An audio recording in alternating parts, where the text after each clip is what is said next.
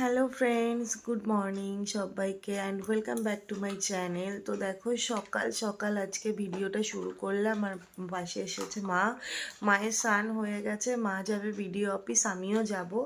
আর এদিকে দেখো পুরো ডকুমেন্টস নিয়ে সকাল সকাল বসে পড়েছে। তো চলো এখন এগুলো একটু গুছিয়ে দিই মাকে, তারপরে যাব আমরা ভিডিও অফিস, মানে হাবড়া যাব। আর মা তো রেডি হয়ে গেছে, আমি উঠে এখনও ফ্রেশ হবো, দেন তাড়াতাড়ি করে রেডি হয়ে তারপরে বেরোবো। তো চলো একটু পরে আসছি। হ্যাঁ, তো বন্ধুরা সকালের পর থেকে কোনো রকম ভিডিও করিনি।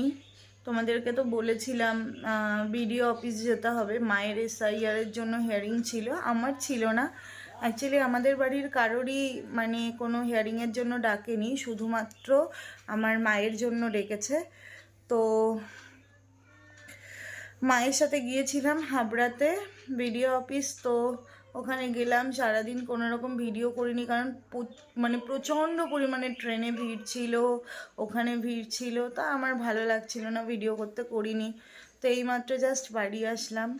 আর জানো তো হাবড়া স্টেশনে যখন আমি হাবড়ায় পড়তে যেতাম, হাবড়াতে না এক জায়গায় লস্যি পাওয়া যায়, ভীষণ ভালো করে, মানে স্টেশনের ওপরেই, কিন্তু খুব ভালো বানায়। তো হাবড়া যাবো আর ওনার লস্যি খাবো না, সেটা তো হয় না। তো ওনার কাছ থেকে লস্যি খেয়ে তারপরে চলে আসলাম বাড়িতে। তো এখন প্রচণ্ড টায়ার্ড লাগছে, অলরেডি সারাটা দিন কেটে গেছে, এখন অলরেডি 4টে কত বাজেই দেখো,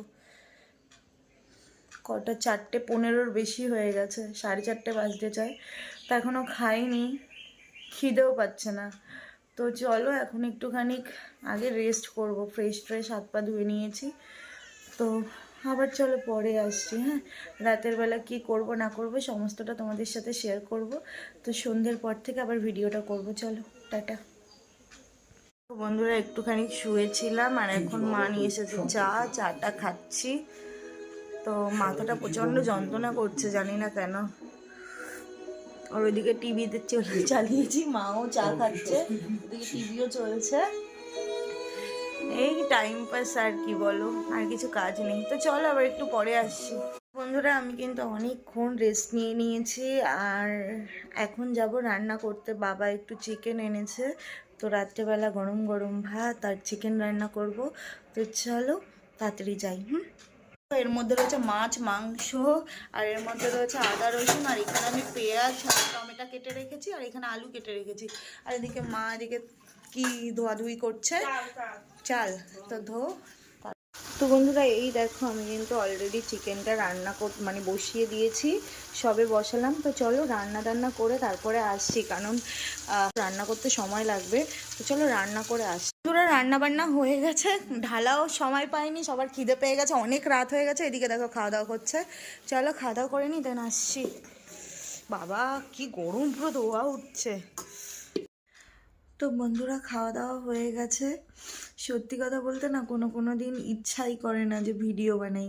আজকে আমার একদম ইচ্ছা করছিল না, কারণ অনেকটা জার্নিতে আমার প্রবলেম হয় না, অ্যাকচুয়ালি ভালো লাগছিল না, জানি না কেন। তো যাই হোক রান্না বান্না হয়ে গেল, খাওয়া দাওয়া হয়ে গেল। তো তারপরে কিন্তু আমি এসে চেঞ্জ করে নিয়েছি, আর এখন ঠান্ডা লাগছে, তাই ব্ল্যাঙ্কেটটা জাস্ট গায়ে দিয়ে রয়েছি। তো আজকে জানো তো মায়ের সাথে অনেক মজা করেছি।